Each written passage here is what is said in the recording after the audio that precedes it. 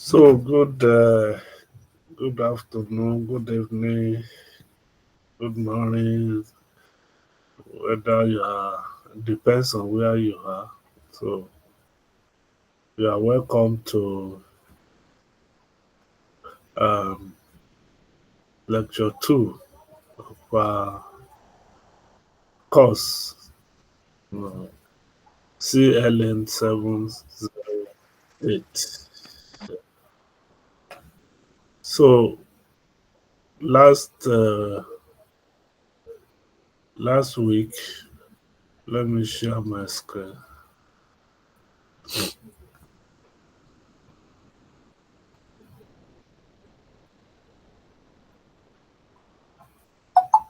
Yeah, so one major announcement is that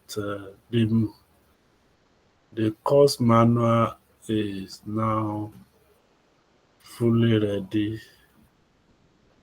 um, for those who would love to pick a copy. So copy is 5,000 if you want. So this is the cover page. So machine learning for computational linguistics. Even if you are not buying, you can also uh, let others know about it. So that would be appreciated. So last week we focused on the chapter one, which introduced us to machine learning for computational linguistics, and we covered the whole chapter, uh, discussing the various uh, preamble concepts. We try to define computational linguistics. Computational because we are bringing um, computational tools to understand linguistics, and those computational uh, tools or fields that is better include computer science and of course machine learning, or in a broader perspective you can say artificial intelligence, which in which machine learning is a branch of. So we define machine learning as you know, um, transferring human knowledge to making to machine, or rather making machine to learn like from data. So and then we discuss why we need machine learning in computational linguistics. Uh, we emphasize the fact that human language is messy and very complicated. As a result, um, predicting what the next word will be, is uh, shrouded in uncertainty. So, computer machine learning is useful because it helps computers to learn, you know, from data and then use that to predict, you know, um, to make predictions. And we look at how machine learning works in computational linguistics. Specifically, we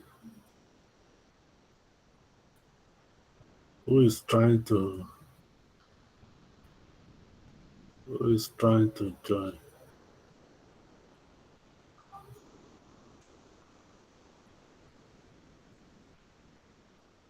Let me see who is trying to join the class.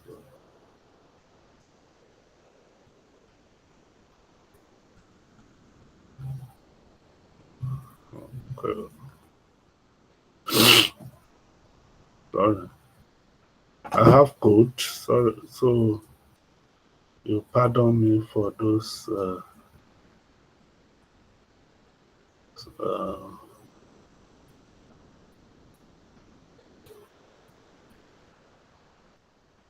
just a minute.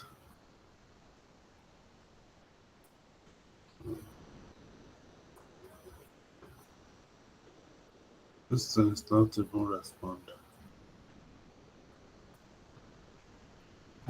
Okay,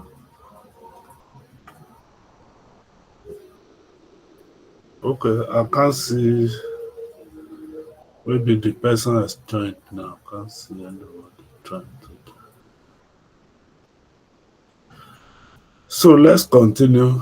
We discuss how machine learning works in computational linguistics, and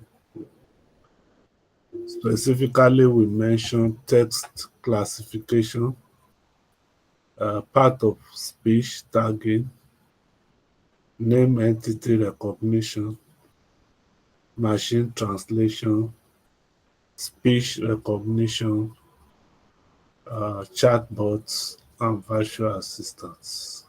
And we look at examples. So we discuss how, we train a model, and the journey starts by collecting data, um, language or linguistic data, maybe emails, reviews from social media, uh, from text document, and so on. You know, we, we collect the data first. Then we label the data. The label could be to categorize into spam, not spam, positive, negative, if you are looking at sentiments. And then you can now choose a machine learning algorithm. And some of them are listed here: naive Bayes, logistic regression, neural networks. So once you have the model, then you train the model and you test the model. You evaluate the performance of the model, depending on how satisfactory you are, then you can improve. Somebody still wants to join. Let me know. Okay, Abdulrashid.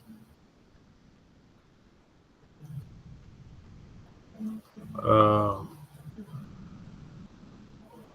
I don't know why he's not joining through the classroom. Okay, so we covered all of that last week.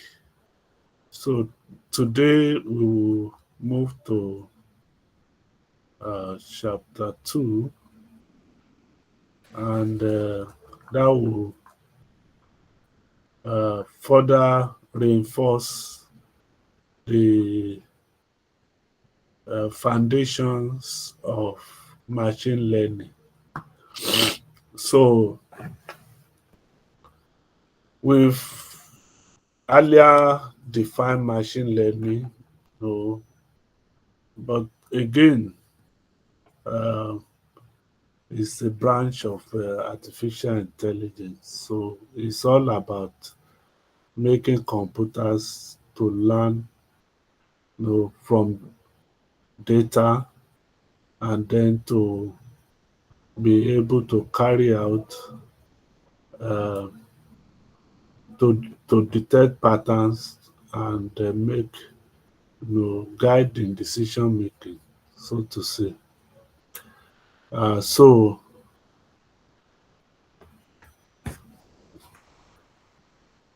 we discussed the example of spam filtering, which is usually about you know marking or classifying um, incoming email uh, as spam or not spam. Imagine if humans are to be doing that. Sometimes you might receive thousands of emails. So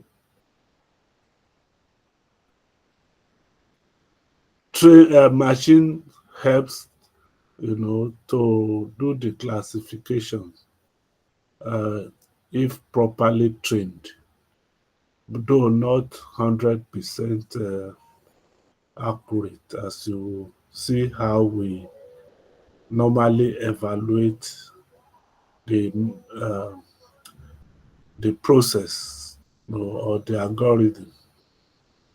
So, but the basic thing is that uh, we want the computer to be able to learn from the data, and learning involves ability to find patterns in the data. Um, so once a pattern is detected, then the machine picks that knowledge and then is able to recognize new data, and then classify as appropriate. So the more data that you use to train, the better the performance of the model, and the high the quality of data, you know, that you supply, then of course the better also, or the higher is the know uh, you know performance of the model. So all of these are very important.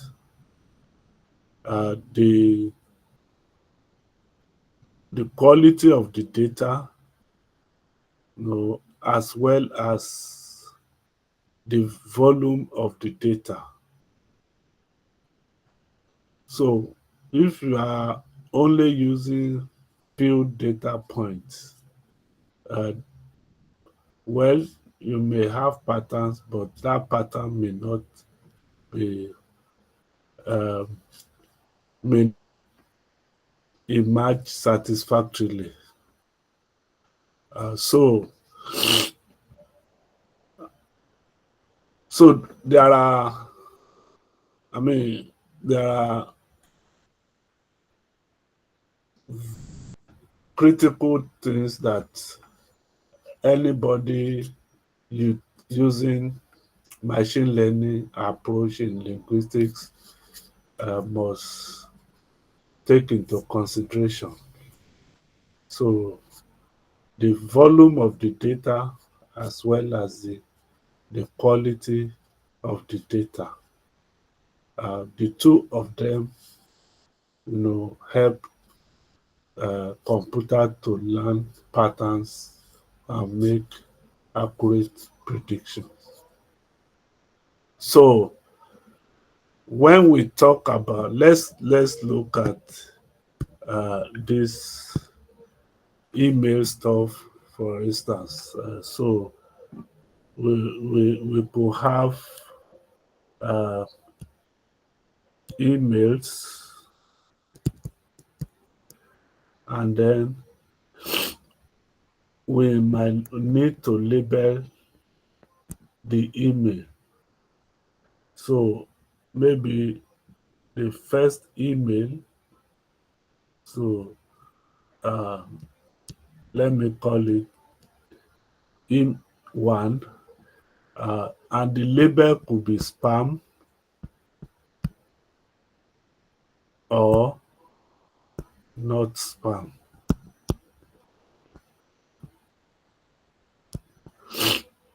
So you need large number of emails to be able to do the machine learning.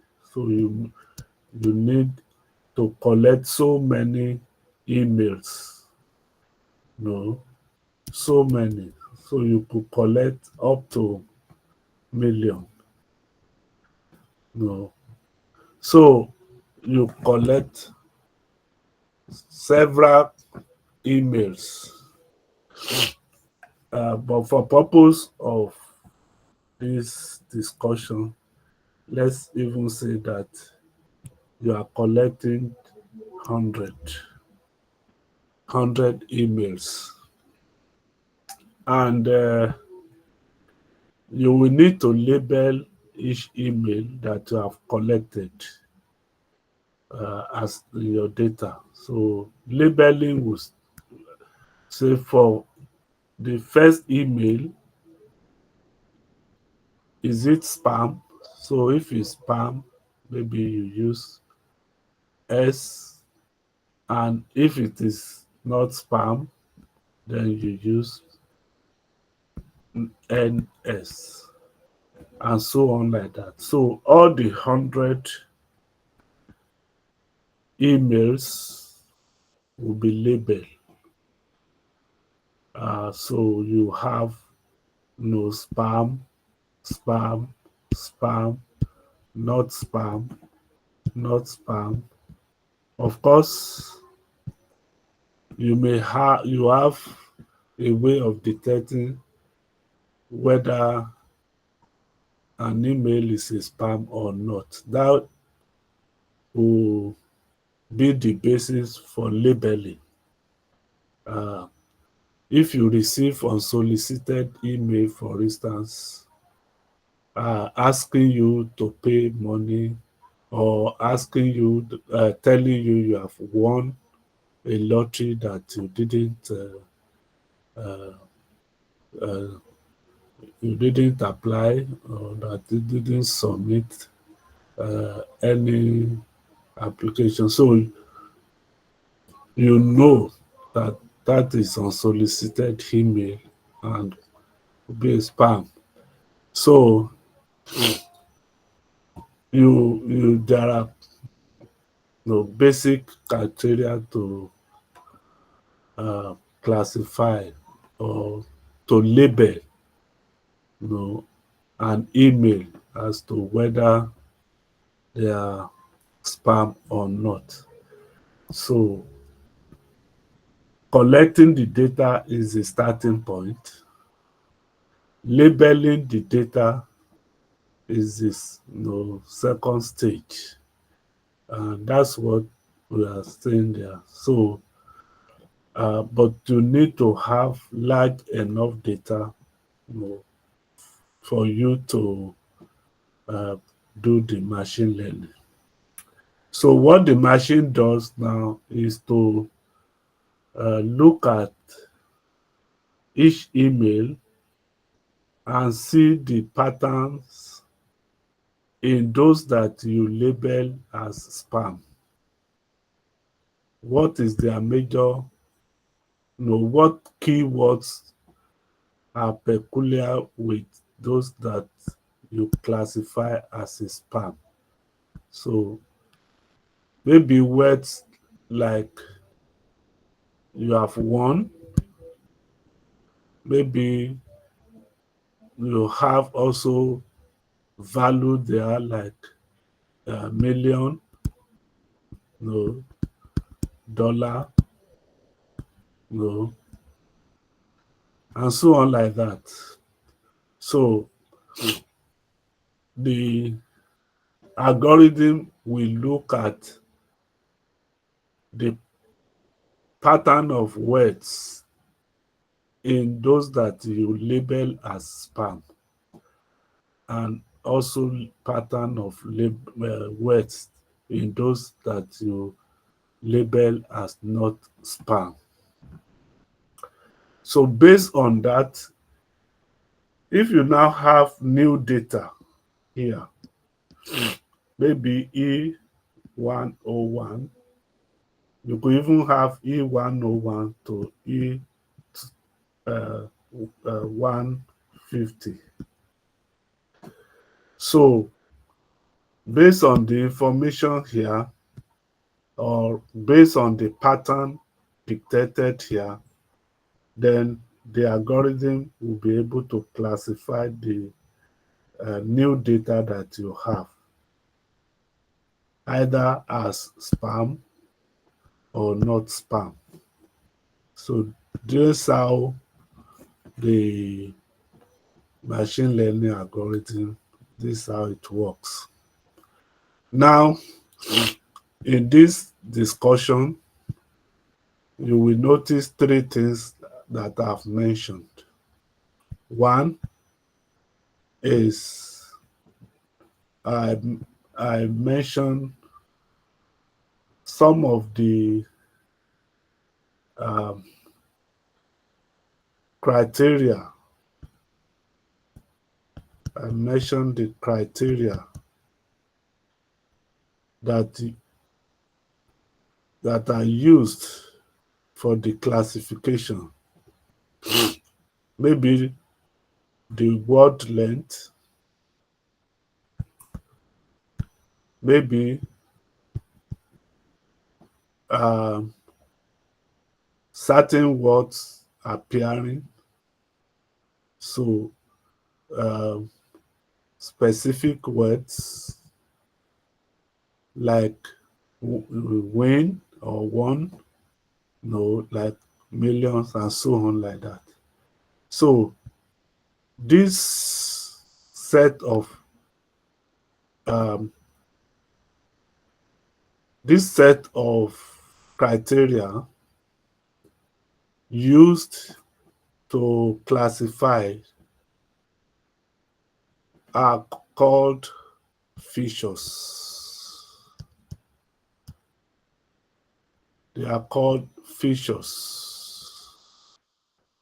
So the features basically are used to to form the basis for classifying as spam or not spam. So in machine learning, your data must have the set of features.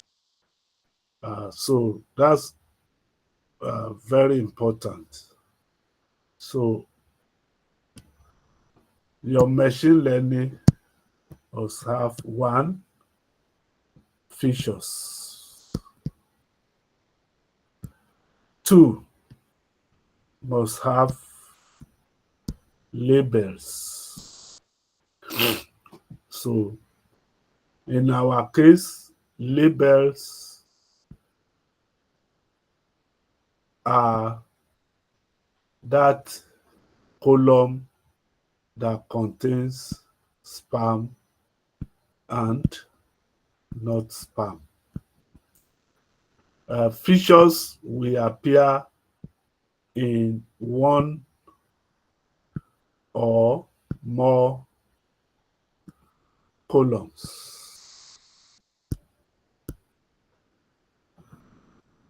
In other words, if you have your email and you have the labels,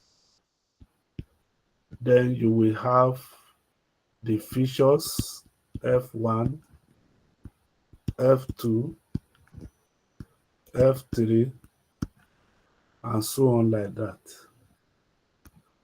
So email 1, you will use these features to classify that email as whether spam or not spam. Then the second email, not spam, based on these features, and so on like that. So this, in your data set, this group are called the features. So you could have several features, but this only one column that provides the labels, the categories. That column is called the label column. So you will have the features in the data, you will have the labels in the data, and of course, the third thing is the machine, the model, the model. And this model is what to call the machine learning algorithm, because it is this machine learning algorithm that we now want to train, using this data to be able to make prediction when you now have new data. So these three ingredients are basic: the features, the labels, and the models. They are very important.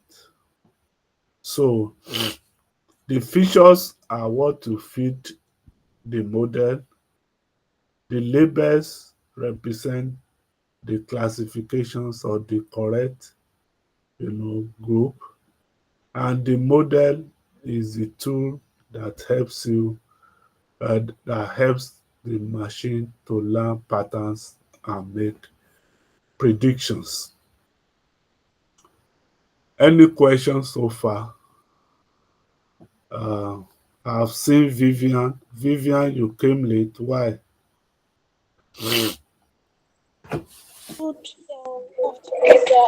I didn't know that the class was going to hold based off your what you said on Tuesday that you're going to travel, so you didn't give us feedback whether or not it will hold.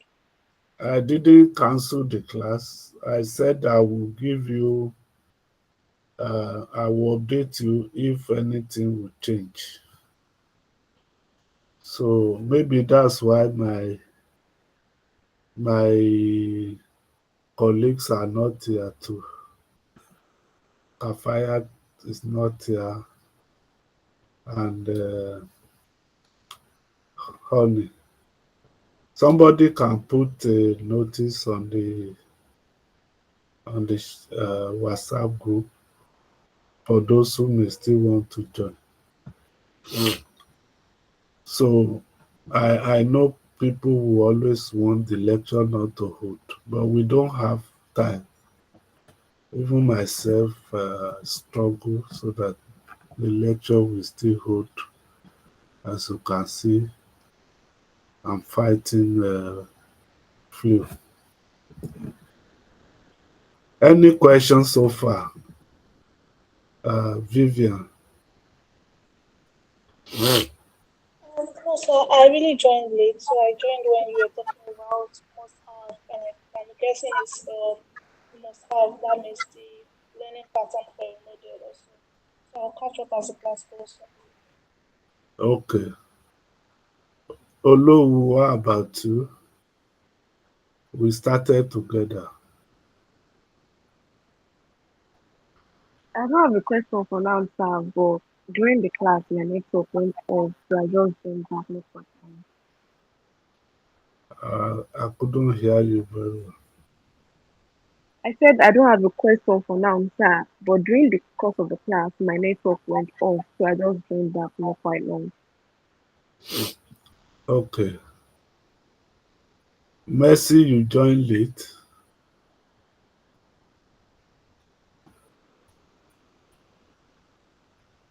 Mercy,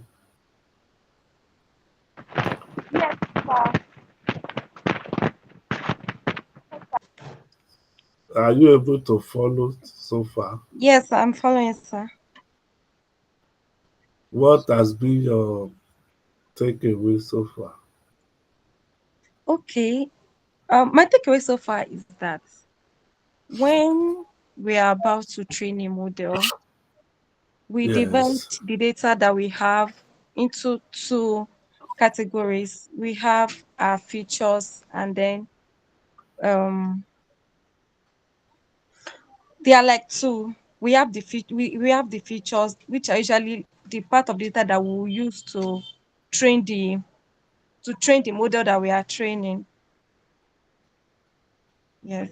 So more like we have our training data separate, and then we have, I don't know what the other one, but I think it's called target data actually. Then we have our target data separate. Okay, at least you tried. So, um, essay, SAG, SAG. Monitor. Yes, sir. So, what has been your takeaway so far?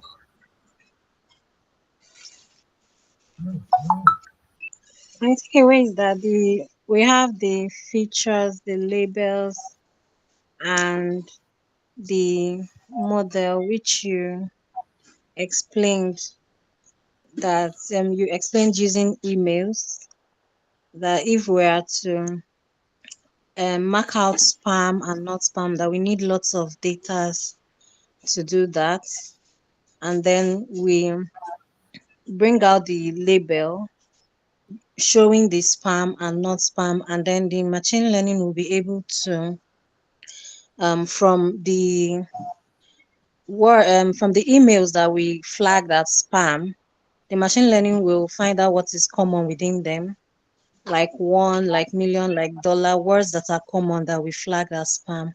Same with the non-spam.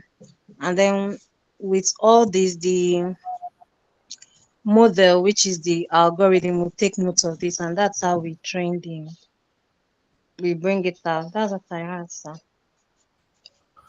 Okay, that's a good attempt. So, you are following. Let me hear from Kendi. Kendi Oluyemisi.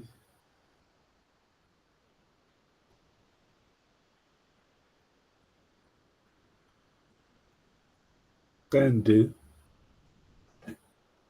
Abdurrashid, how about you? Oh, yes, no. Have you learned Yeah, yes, anything? sir. So I Okay, think tell that us. features is more of collecting the data. Like we will have to collect enough data to do the machine learning. And then labeling is by trying to label the data we were able to collect, like spam or no spam. And also, I also learned that we can have several features that algorithm will pick from when trying to do the. For instance, now when we label like from 1 to 100 emails, for instance, so algorithm will be able to do for like from 101 to 150 based on the labeling we've done for our email 1 to email 100. So based on the features like some words, okay, algorithm can pick from to label our data, maybe win, million, dollar, free.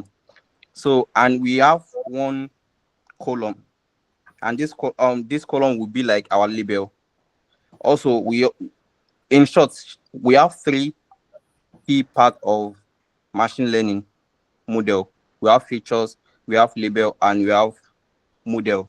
And this model is our algorithm, sir. Excellent. So I thank you for the contribution. Yes, sir. Um, but before I leave you, Abdul Rashid, do you also do document classification in language, in linguistics?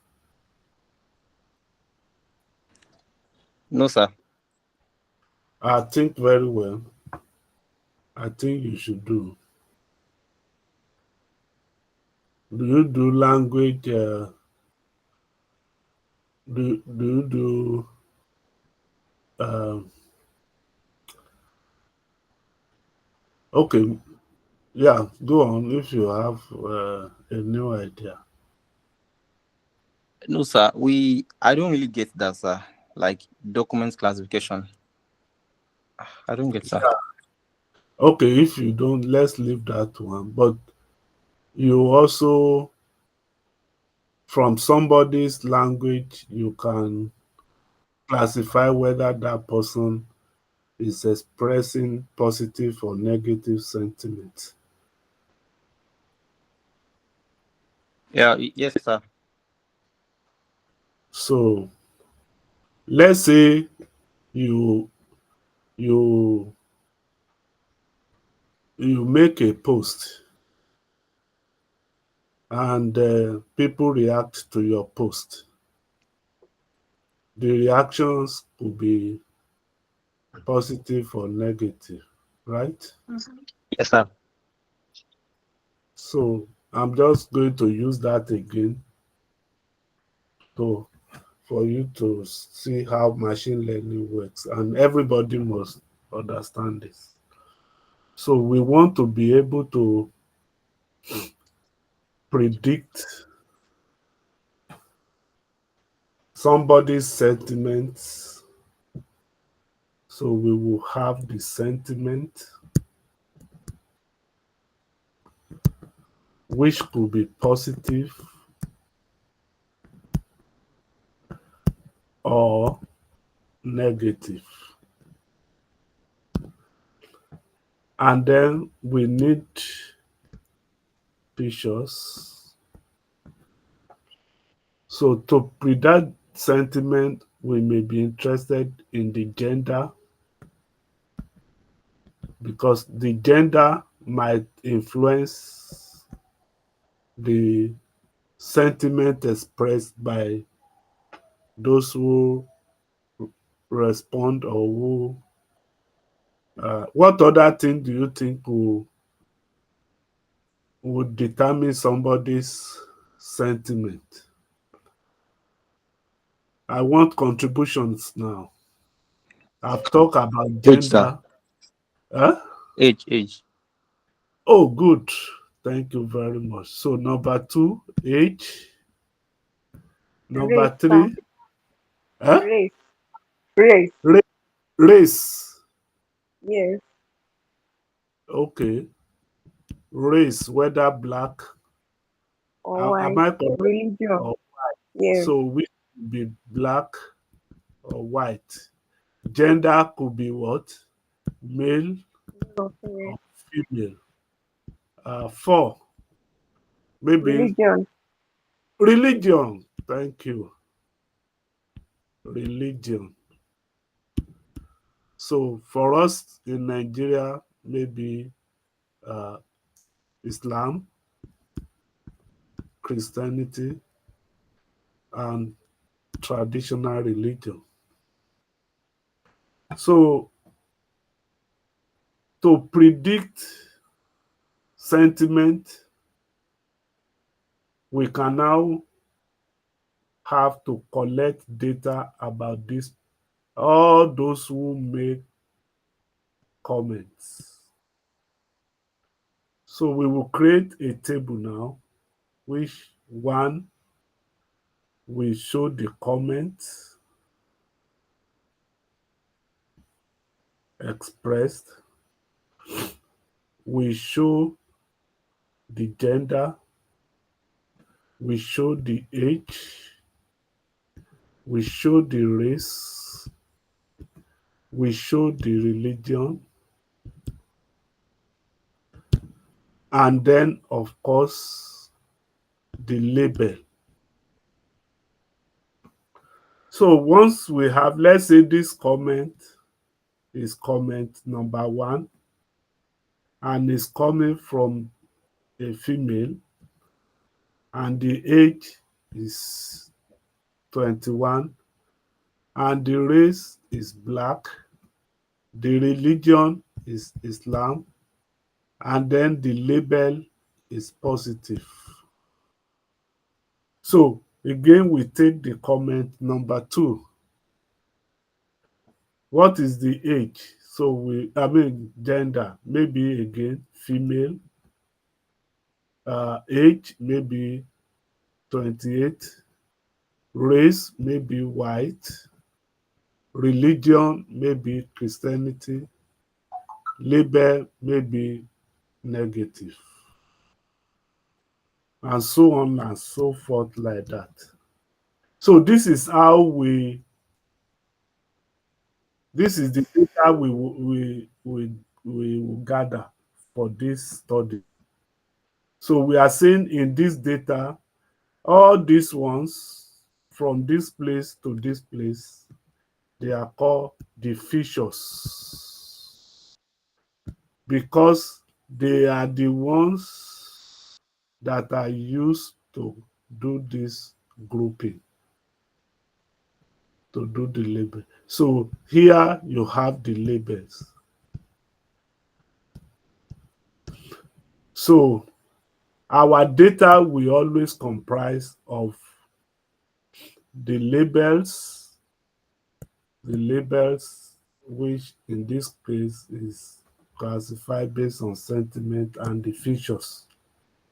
The third thing we will now need is the model, which we are going to train to be able to predict.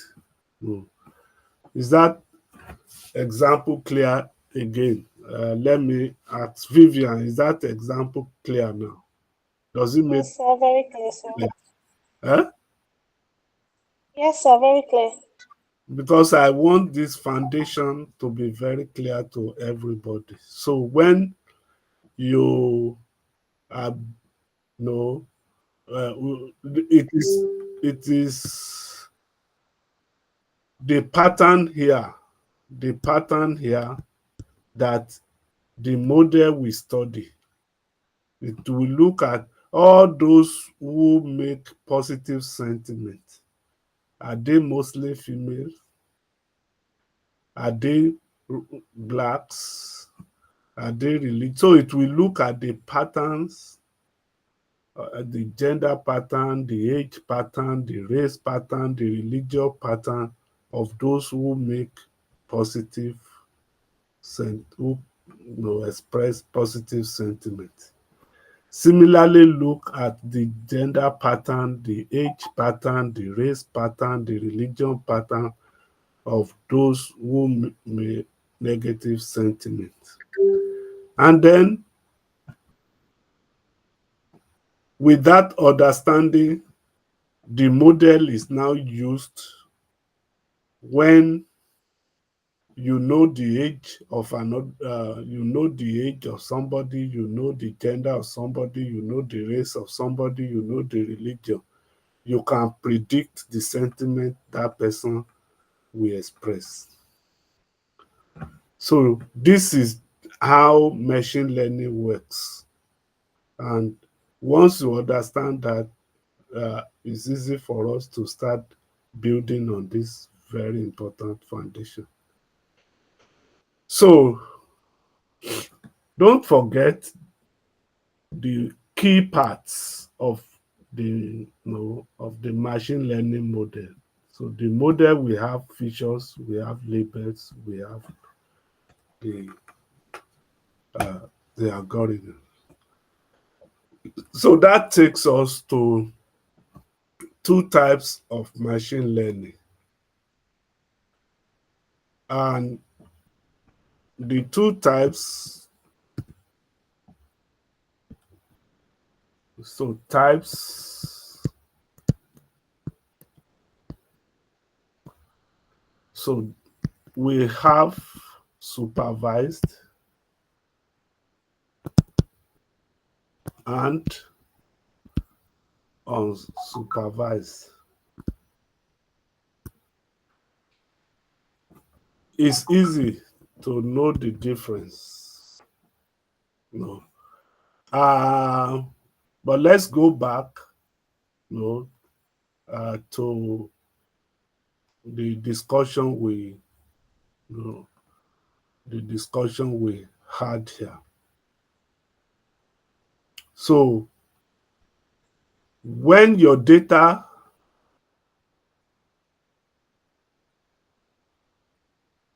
has labels, then you can only use supervised machine learning algorithms. When your data does not have labels, so no labels, then you can only use unsupervised machine learning algorithms. So all machine learning algorithms are developed either for data with labels or for data without labels. And already you know what we mean by when we say we have labels and we don't have labels. In the two examples that I gave, we have labels, which means we are able to use the features to group them. Before I forget, it doesn't mean that there will only be two groups, only that the examples we have given are, just uh, two groups, but there can be more than two groups. So even in the case of predicting sentiments, we could have the third group, which should be neutral. So you could have positive, negative, or neutral. For instance, if I ask you now to predict which political party, you know, will win the next presidential election in Nigeria, everybody will express his or her sentiments, particularly if you have political affiliation, that can influence your sentiment. Your religion can influence your sentiment. Your level of education, and so many other things. So in that case, you have three labels: positive, negative, neutral. People who will say, yes, I think uh, uh, the current president will emerge. Others will say no. Others will say I cannot say. So it doesn't have to be two categories. That's just the point. It could be more than two categories. So, but once you have labels in your data set, then you can only use techniques that are categorized as supervised, machine learning. So remember, we talk about data, and our data must contain the labels and the features. So for the model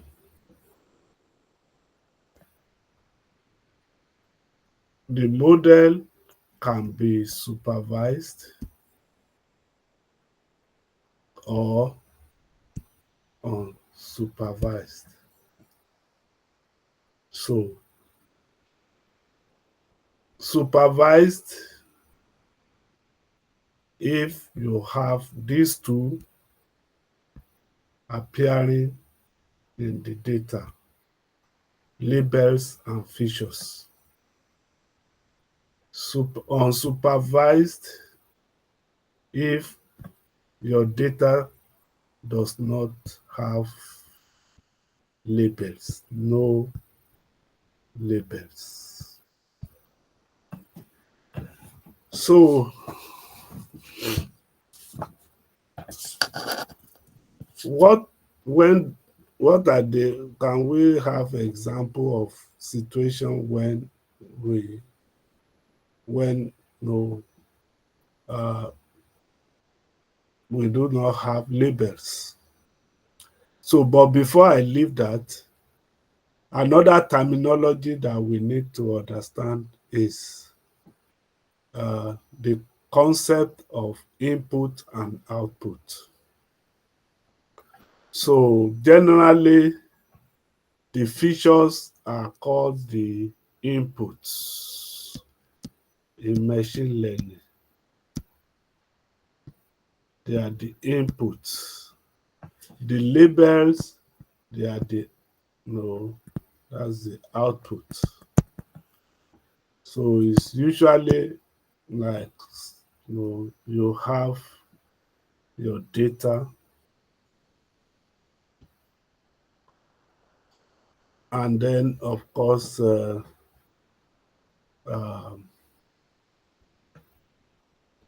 and then you have the model, and then you have the output. So this is the way it works. The data is fed into the model, and then the model is trained, and then the model generates or predicts or gives you the output. So from data to model and model to output. So the data we always have else. Somebody wants to join. Let me admit the person.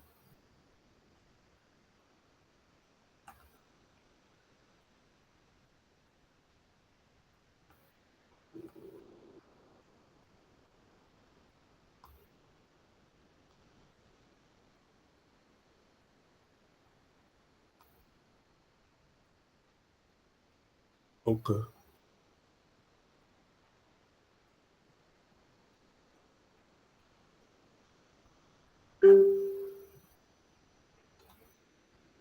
So let's come back.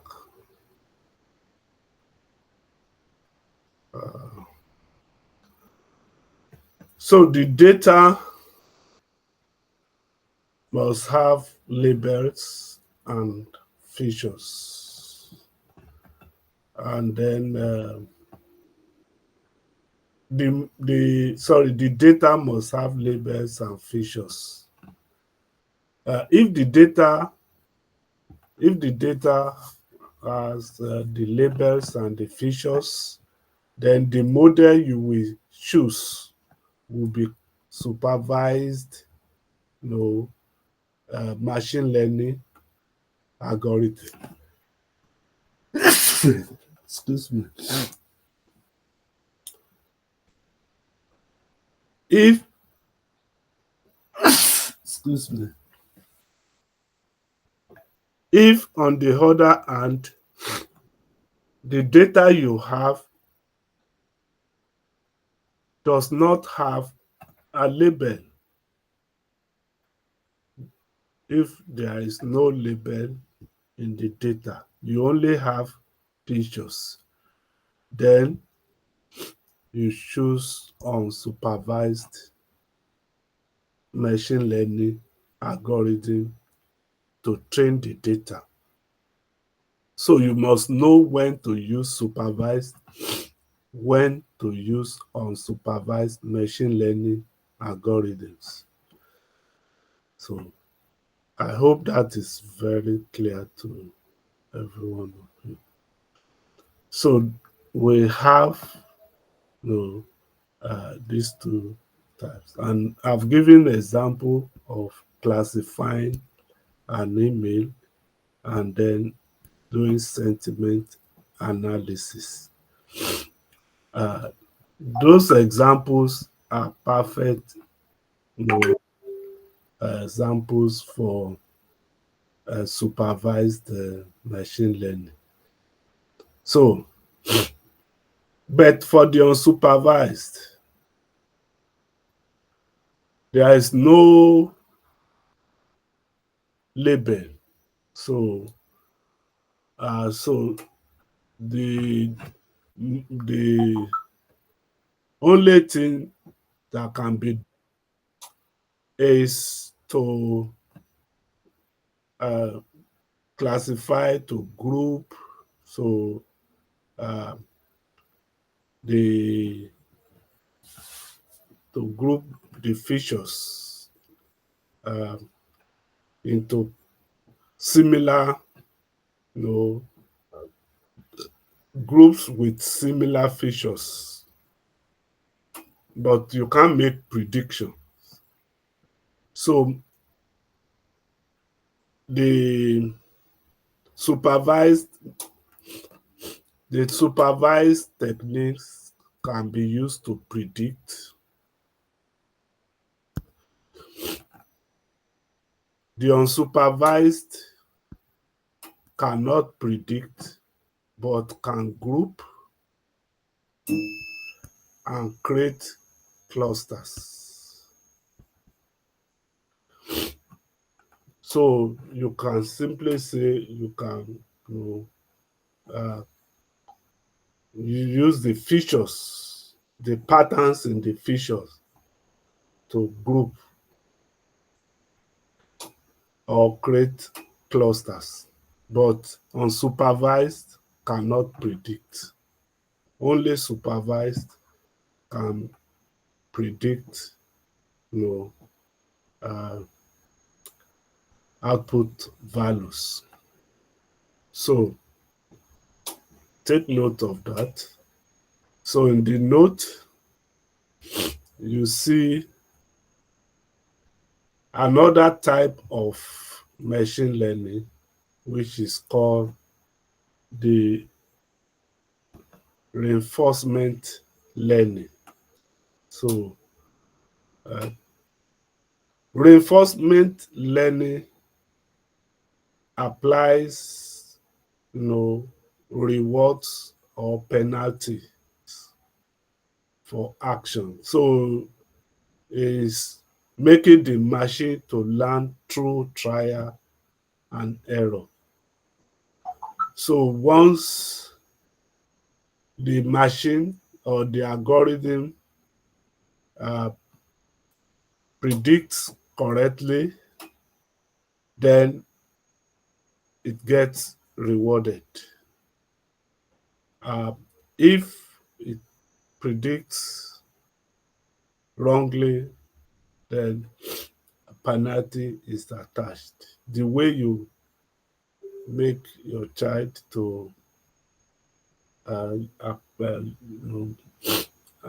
to do what is right. So it's the same way. So the chatbot, for instance, you can train to make them have better conversations. If you are also having, uh, game playing artificial intelligence like AlphaGo, so you can also the algorithms behind them apply the reinforcement learning. But for this class, our focus will be on the first two, the supervised and the unsupervised. So for advanced, machine learning, you might want to uh, go further, to develop yourself in the reinforcement learning. Um, so let's move to important concepts in machine learning. But before we do that, are there comments? Are there questions? Abdul Rashid, is it clear?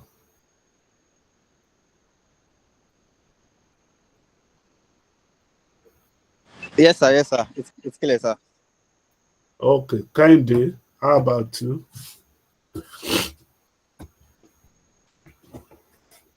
It's Olo, clear, Yes. sir. Olowo, It's clear, sir. It's clear, sir. oh, okay, so let's move to the next, you uh, topic, and that is the important concepts in machine learning. Some of them we've been talking about them, and remember all that I've said so far revolve around data,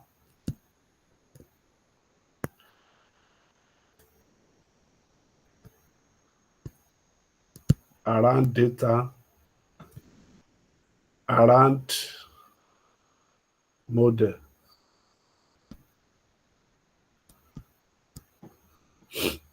And so I use the illustration that you move, you move from, you applied your data to the model,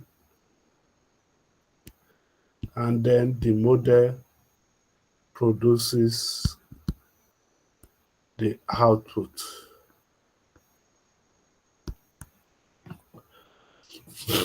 So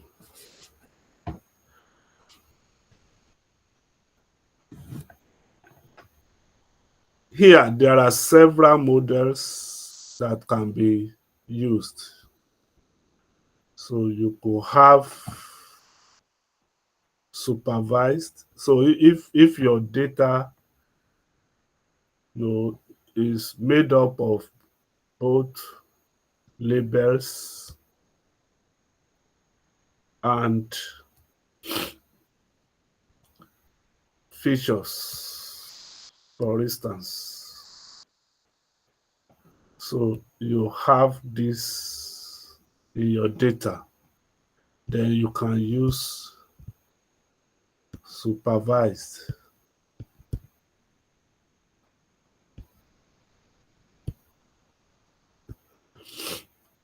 But this supervised, there are many um, techniques. We've mentioned some of them before. Naive Bayes, logistics, no, and so on and so forth. So there are so many of them that you could employ. So you will now use the model to uh, generate or predict, you know, to make predictions, which is what to call the output now. So this will be the predicted values. Predicted values. So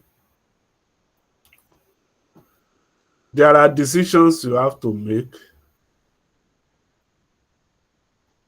Decision as to which supervised machine learning algorithm should you use, and so on and so forth. So in this discussion, we want to talk about the some important concepts, some important,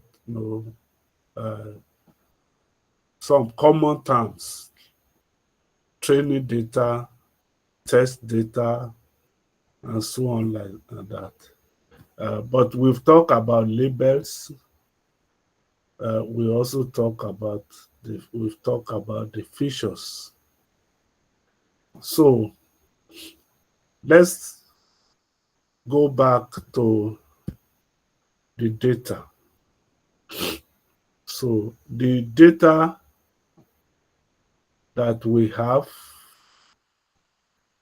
let's say you have the features F1, F2, F3, let's even say up to Fn, and then you have the label, and then you have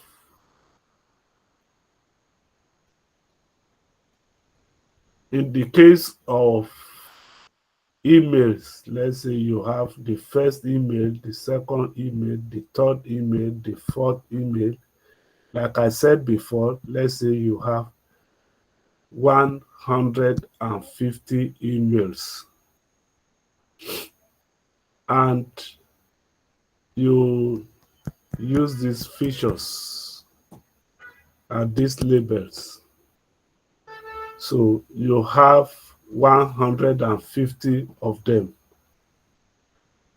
So when you do machine learning, you have to split the 150 emails into two.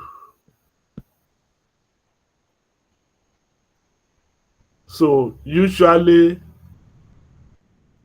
the ratio could be 50-50 or 75 to 25, 80 to 20. So you split them into two. The first group will be the training data set. The Second group will be the test data. So the training data is usually more or about the same. So it could be 50 training data, 50% training data, 50% test data. So if you have 150 and you are using 50-50, that means you will retain 75 for training, you retain 75 for test.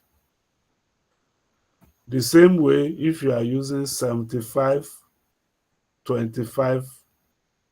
that is 75% of the entire data for training and 25 of the entire data for testing. Then you have 75-25 distribution or split. So you also have 80-20, that is 80 for training, 20 for testing. So it's always good that you have large enough data when you are dealing with machine learning because of this, because of the need to split your data into training and test data. So when we talk about training data, that's the data we use to train the algorithm. So if we choose naive Bayes or we choose logistic uh, algorithm, then we will use the training data to train the algorithm, the chosen algorithm, and then use the training, the model that we train now, to now predict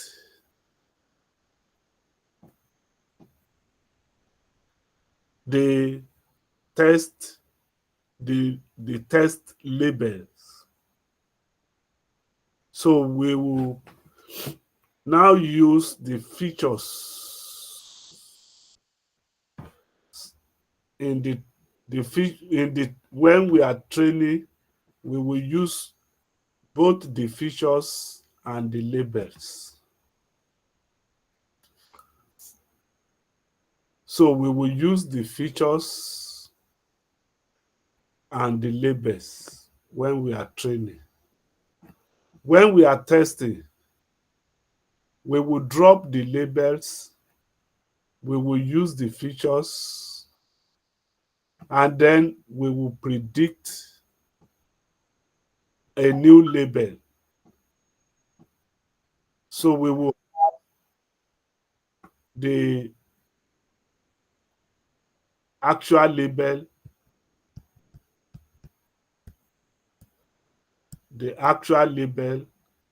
and also the predicted label. So we will now be able to compare the predicted label with the actual label.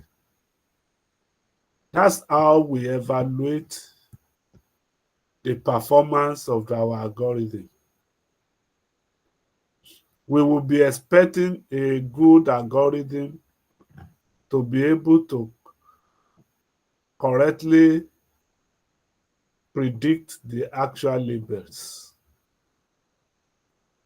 If most of the actual labels are wrongly predicted, then we know that that algorithm is not going to do well when we have new data. So that's how the process, runs. And I repeat again, So we split our data into training data and test data. When we split, the training data is first of all is what we use first. And we will use both the features and the labels in the training data. Once we finish that stage one, the next stage is to now use the model that we train and apply only the features in the test data.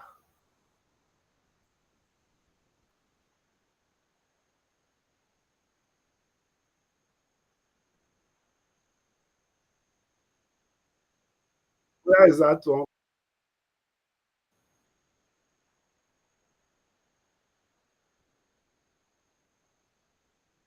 Oh my God. Is that coming from my system? Hello, class.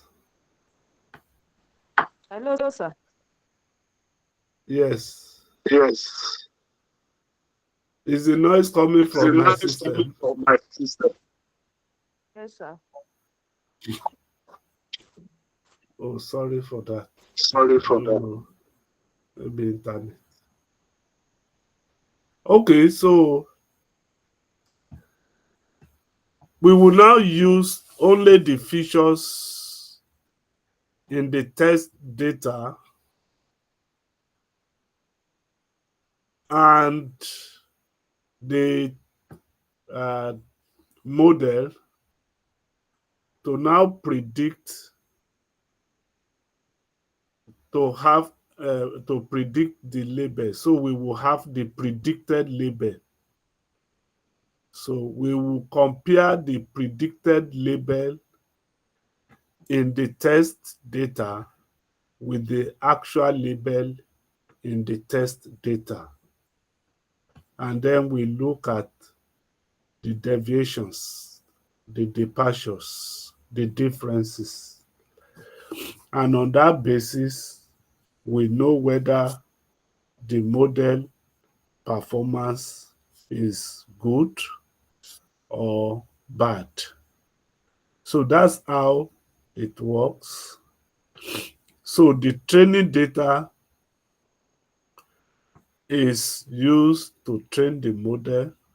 The test data is used to check how well the model has learned.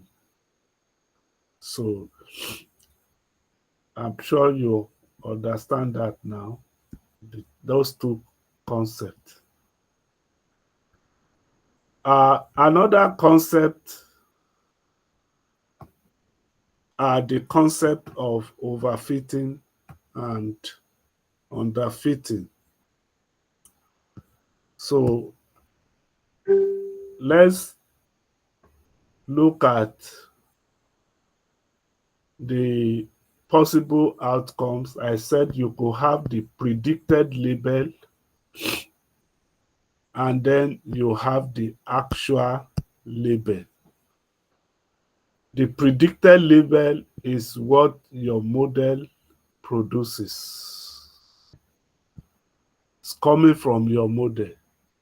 The actual label is not coming from your model. It is what is observed. So we are now going to compare the result of your predicted model with the observed model. You compare the two. Let's say for email 101, you predicted negative sentiment but the actual sentiment is positive. So you know that your model has made incorrect prediction. Let's say for E102, email 102, your predicted label is negative and the observed label is negative. Then this is correct. This is correct. This is incorrect. So at the end, you will now count how many are correctly predicted and how many are incorrectly predicted. We will still talk about that. But two things can happen. One, you could have your model, memorizing the training data. In other words, is doing very well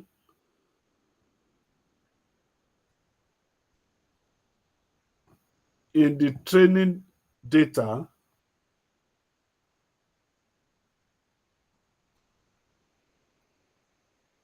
but doing badly in the test data. So two things can happen. Remember, you have the training data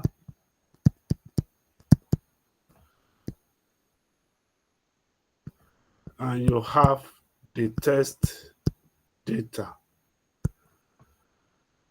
So your model, if it's able to do well, so which means performance in the training data is good.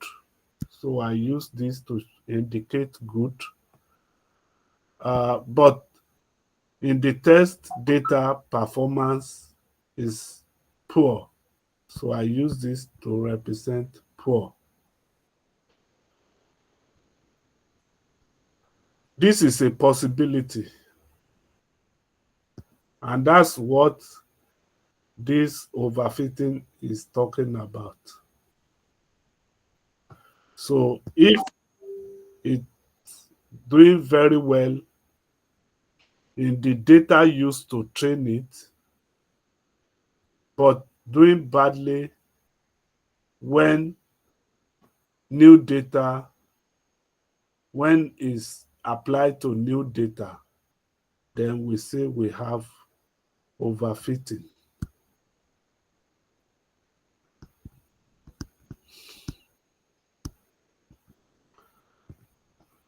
Underfitting occurs when the model is too simple and it misses important patterns in the data. So it's not even doing well here at all. Not to even talk of this one. So you could have underfitting here.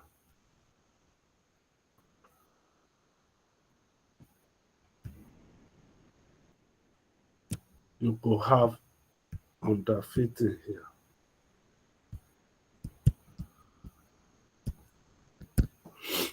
So underfitting occurs when the model is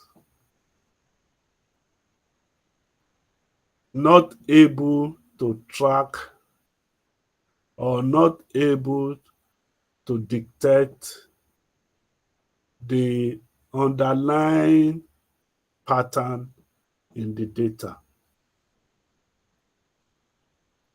So it cannot do well. So these are two possibilities: overfitting, underfitting. And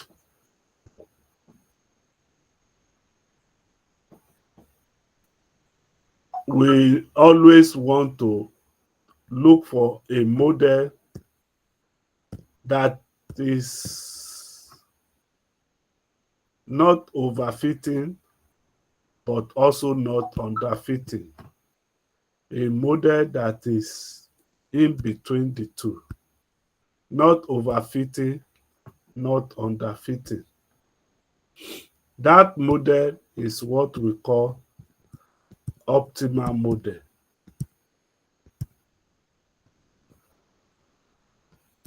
So optimal model, though not listed in the, no, but is a model that is um, that is able to do what we call trade-off. You are able to achieve the trade-off in the model complexity. Um, you are not the, I don't want to use some terms that may further confuse you. So, but we use terminologies like model bias and model variance. So it's able to do, is able to uh, ensure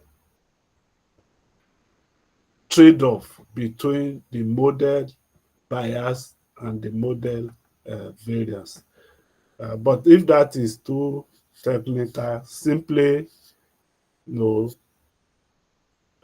define optimal model as model that is able to trade off overfitting and underfitting. So those terminologies are very important. And indirectly, the last terminology, which is accuracy, is the one that now computes the percentage of correct predictions. So how many cases are correctly predicted? So you can know those that are correctly predicted over the total number of predictions. So correct predictions over the total predictions times 100 over 1. So that gives you the uh, the accuracy, measure of accuracy. So, but there are other measures of accuracy, but this is just a basic one, which simply expresses the number of correctly predicted cases or labels, you know, uh, the percentage, compute the percentage of correctly predicted cases uh, out of the total predicted cases. So we have example there still on spam detection. So you have words in the email, the length, the sender, and so on. So there are three features there. Feature one, though, that's the words in the email. F2, that's the length of the email. 3, the sender of the email. So you have feature 1, feature 2, feature 3. The labels is spam or not spam. So You will train the model with thousands of labeled emails. Labeled emails will be emails that have been labeled as either spam or not spam.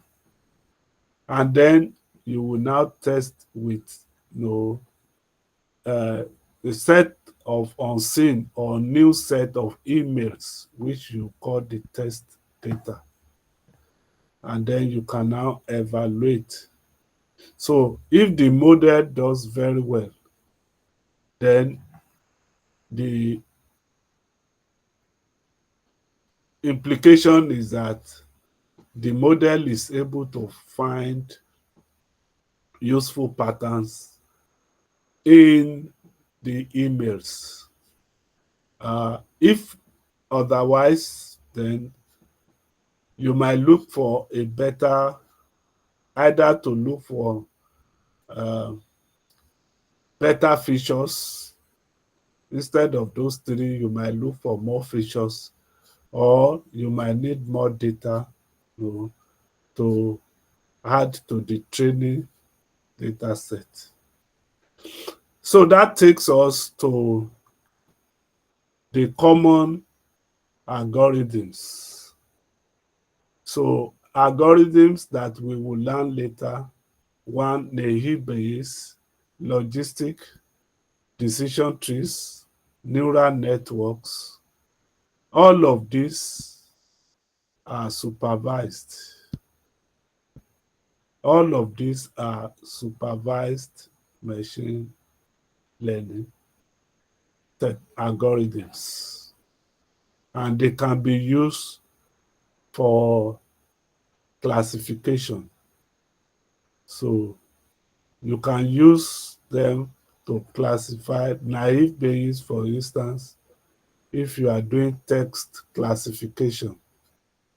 Logistic, if you are also doing binary classification, positive versus negative, uh, you know,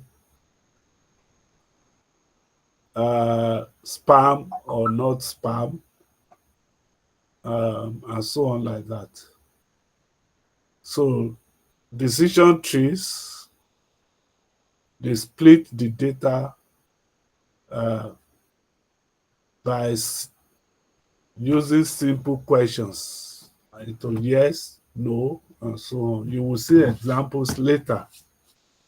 The neural networks, they are powerful models for handling very complex patterns. So you will see how each of them works in subsequent lectures. So to round up today's lecture, there are 7 steps that you must remember, that are involved in typical machine learning projects. One is, just like any project, the problem must be defined. What do you want? Are you interested in classifying spam? Are you interested in predicting sentiment? Are you interested in creating clusters or groups? So you can always choose or define the problem even before you collect the data. In most cases, people collect data before they start looking for the problem. That is a bad,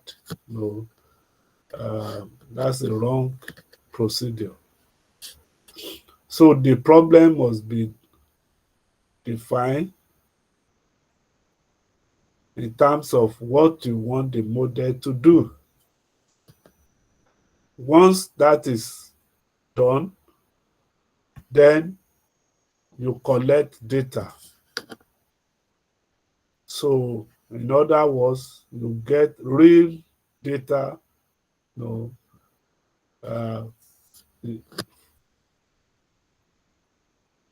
And the data, as we have talked about, must contain the features and the labels.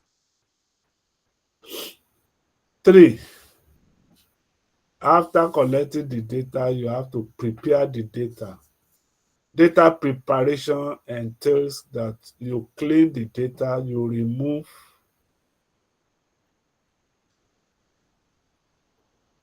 you handle outliers. Even if you are not going to remove any, you have to clean the data, ensure consistency in the data. Ensure that your data is well formatted into a spreadsheet format. You have the features in the columns, and you have the cases in the row. After you have done that, then you are ready. You choose the model, and you could pick from any of these models: naive Bayes, logistic regression, decision trees, neural networks. So any of them could be chosen depending on the task. And then you train the model. After splitting the data into training and test data. So you use the training data to train the model, and you use the test data to test the model. And then you now evaluate the performance of the model. The performance will determine whether you need to improve the model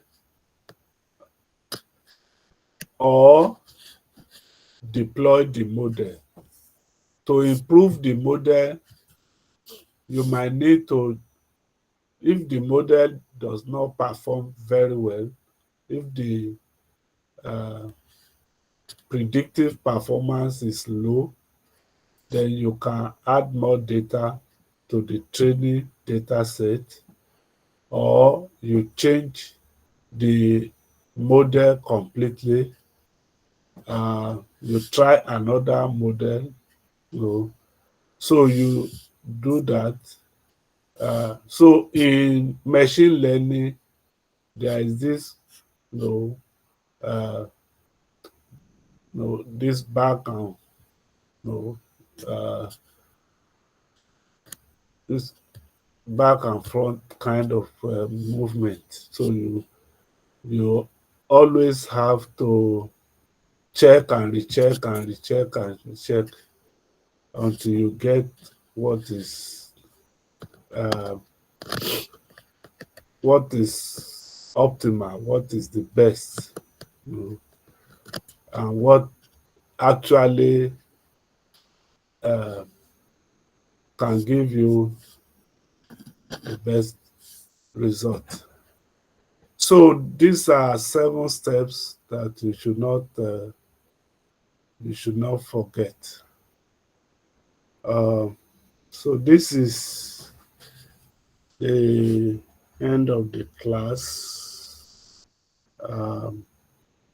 Unfortunately, Honey and Co are not here to review with you. They will still find time to review with you. So, but you can go through the exercises yourself, and also go through the uh, multiple choice questions to uh, further help you grasp some of the things that we discussed here. Any question? Ezeji, did you talk today? Ezeji Roya. Yes, I did. What did you say? I didn't hear you. You asked about what I've learned so far then, and I explained what you taught us about spam Okay. features 1, 2, 3, and algorithm. And this, and I said something today, sir. Okay. So have you also added more to your learning so far? Yes, sir. So what is going to be your final takeaway from this lecture? I got to understand better about the features, the labels, the algorithm, because you gave us more examples with sentiments aside the spam. You added Yeah, another example with sentiments, so that made me to understand it um better. And yes, I understood what you taught us today. You talked about the supervised labels and the supervised and unsupervised. The supervised, we have where we have the labels and the features. The unsupervised, no label, no features. And then you told us that the label as well is not just for positive and negative. We could have neutrals. Um, yes, I understood what you taught us today, sir. that looks good. Um, okay, Candy has disappeared. Who wants to close the session? Wrap up. Who is wrapping up the session now? Uh, who is going to wrap up the session?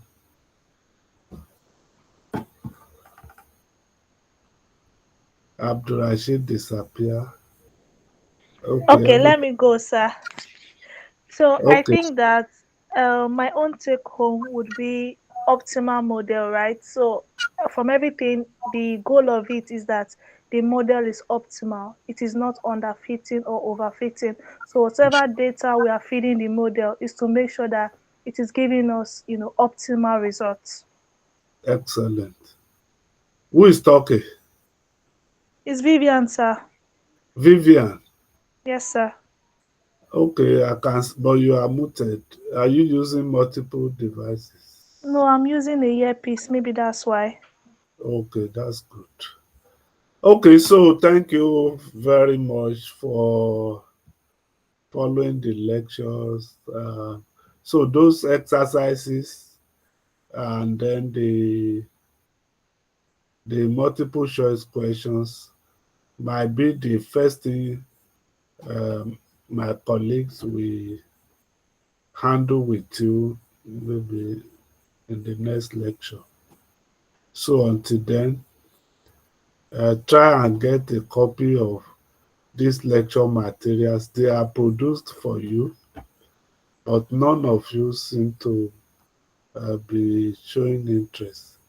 Why? Is it the money or um, what is the problem?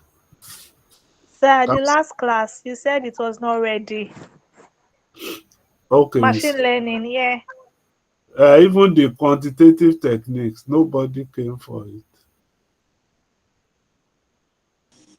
Next week, sir. Is it all next week? Okay.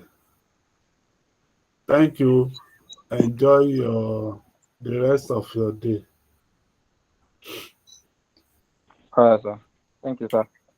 Eseji, you want to say something? Yes, sir. So the materials, how much is it, sir?